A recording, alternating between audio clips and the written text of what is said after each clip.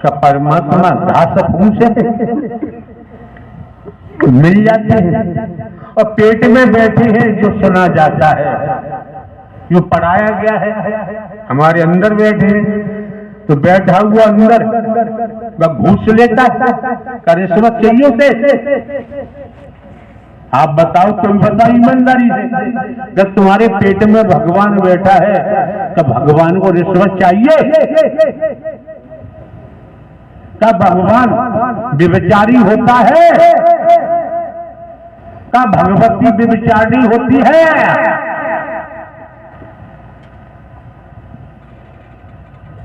क्या भगवान का ब्रह्मांड में कोई दुश्मन है, कोई दोस्त है?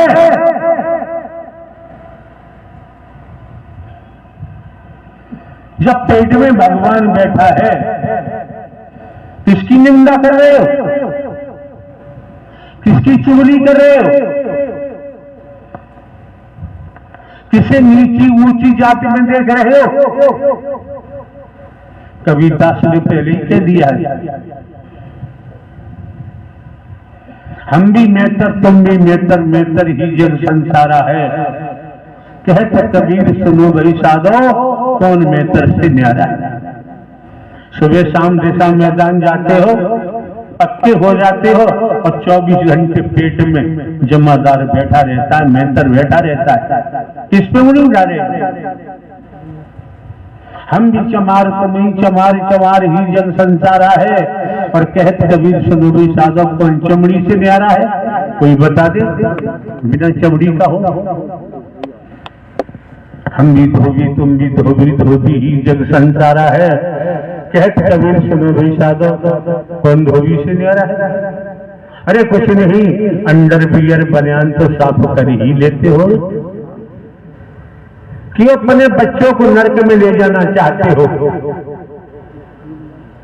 स्टूडेंट हैं, छोटे बच्चे हैं, बहन बेटियां हैं, जब इनमें असत्य का संचार होगा, रोग का, विषैले लहू का, हलाहल का संचार होगा, तुम्हारी भाषा के द्वारा, तुम्हारे कर्म के द्वारा, तो बेचारे ये भी नहीं निकल पाए, ये भी नहीं निकल पाए। तोताराम हमारे पास आया, उसने कहा कि महाराज जी हमारा बेटा मर गया है। हमने ऊपर से नीचे तक उसे देखा, हमने कहा भाई हमसे क्या मतलब है, हमें क्यों बता रहा है, हमें बताने की क्या जरूरत है कि बड़े दुखी है। हमने कहा तू महादुखी होगा, तेरे महादुख को संसार में कोई हटा ही नहीं सकता। अगर तू दुख से महादुख से हटना चाहता है, एक पल सत्य का साथ कर ले, फिर मरने का तो पाएगा ही नहीं, आ ही नहीं सकता। मिथ्या नष्ट दुनिया में फंसे पड़े, महल बनाने से भगवान मिल जाता है। क्या है ये? क्या है?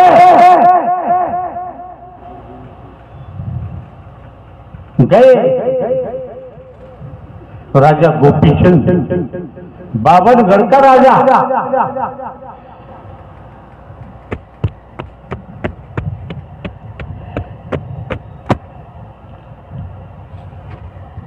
एक चोर किसी के यहां चोरी हो गई, चोरों का पीछा करते हुए पुलिस भाग रही है।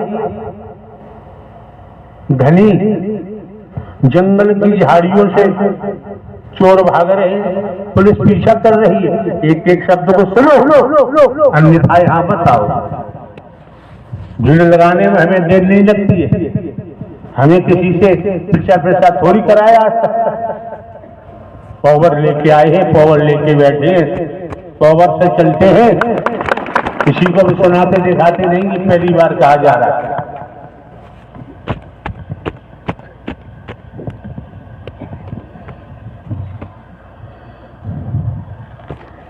निगाह इधर उधर ही पुलिस वालों की। चोर तो भागते आगे, उन्हें लगा कि माल झाड़ी में फेंक दिया। पुलिस वाले आते हैं झाड़ी के पास, झाड़ी में घुसे, भाई फकीर ध्यान में बैठा हुआ था परमात्मा को। पुलिस वालों ने वो पोटली उठाई जिसमें माल बंधा हुआ था और फकीर को पकड़ लिया, लेके चल दिए। कोई कर्म रहा होगा फकीर का, दुष्कर्म रहा होगा, क्या होता है? ले जाकर राजा के दरबार में पेश किया, माल दिखाया मंत्री ने। राजा तो इससे ये माल पकड़ा गया है। सब बड़े अकल वाले बैठे हैं ना, जिसको देखो बड़े बुद्धिमान बैठे हैं, बहुत बहुत बुद्धिमान बैठे हैं।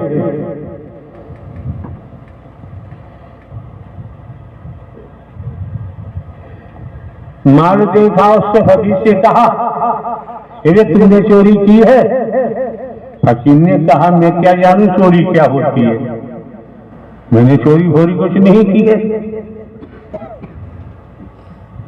मैं तो अपने परमात्मा का भजन खुलेआम करता हूं, मुझे चोरी करने की जरूरत ही नहीं।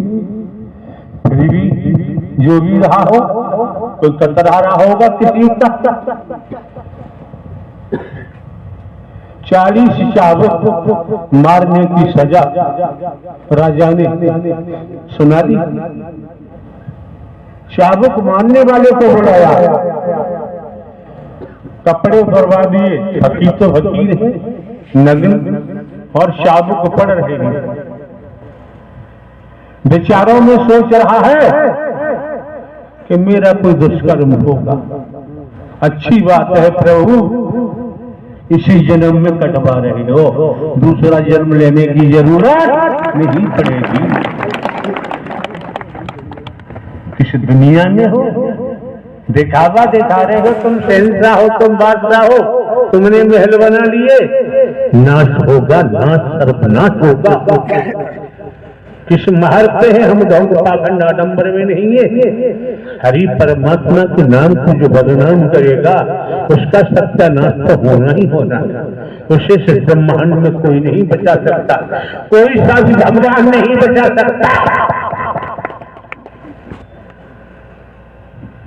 नाम बेचना, नाम को बदनाम करना। चाबुक पड़ रहे हैं,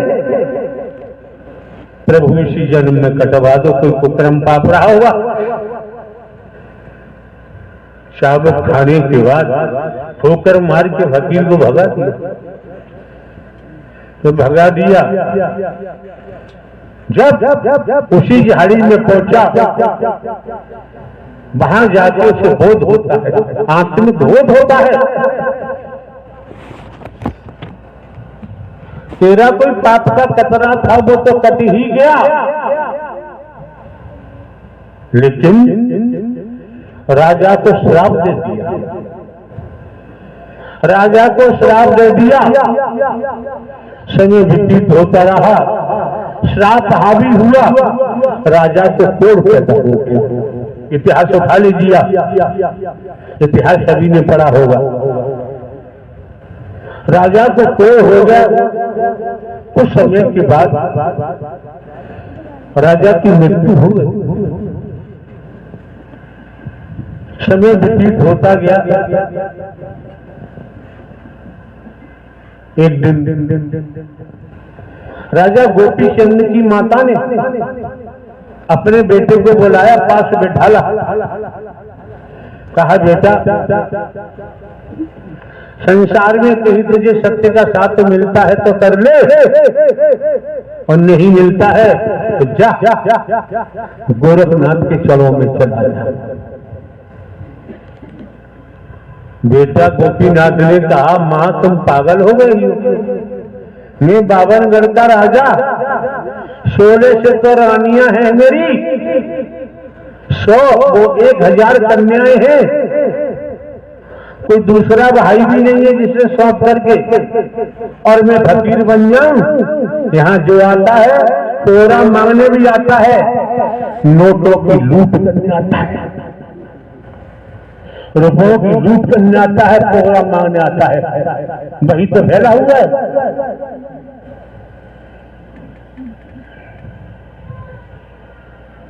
गोपी चंद की मां ने कहा, मैं कहती हूँ योग धारण कर।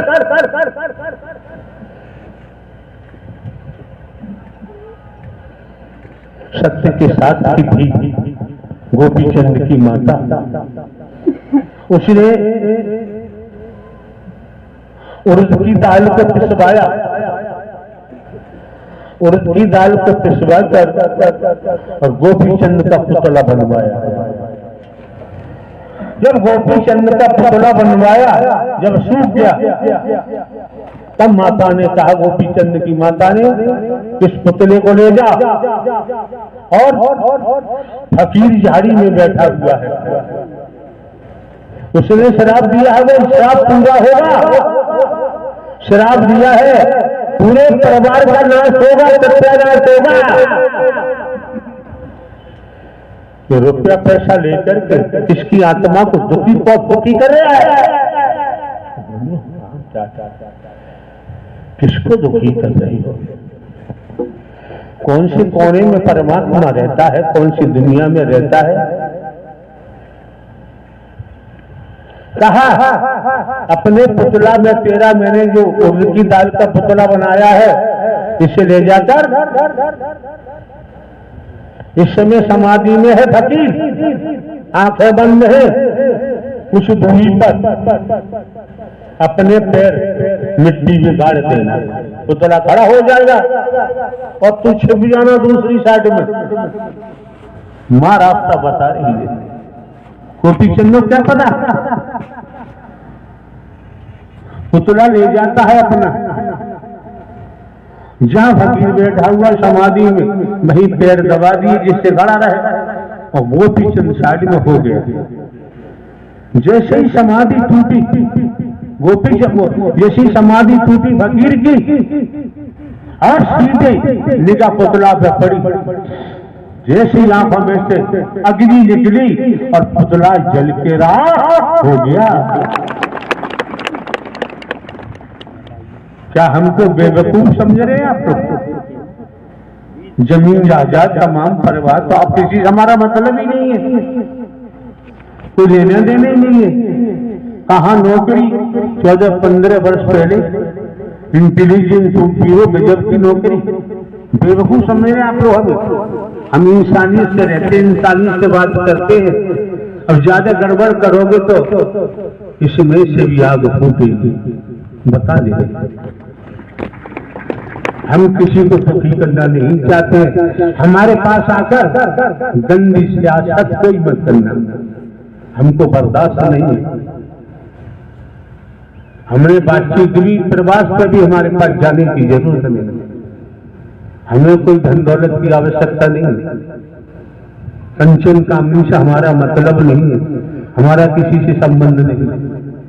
बहुत झेल लिया, बहुत झेल लिया। इस समय बैठे 566 शुगर है, अभी सुबह लगवाई, फोन धाड़ लेगा, आईसीयू में एडमिट होगा, मर जाएगा, चला जाएगा साहब। हमारी थोड़ी है, तो बवंडर आता है, कब तक झेलेंगे? कितनी बार कहा है कि लाखों बीमारियां हमको हर समय लगी रहती हैं। अब बताओ हम कैसे झेलते होंगे? तो जैसे ही समाधि टूटी और पुतला देखा, तुरंत स्मरण कि तो राजा का बेटा। फिर देखा इसकी माता सत्य के साथ थी, सदियां दे दिया। उसने अपने कुंबे को नाश कराने से बचा लिया। जैसी आग खड़ी पुतला जला, तुरंत गोपी चंद आके लेट जाता है। लेट जाता है तब हकीम ने कहा कि तेरी माता ने तुझे बचा लिया, परिवार को बचा लिया, मैंने श्राप दिया था। पता है कौन किस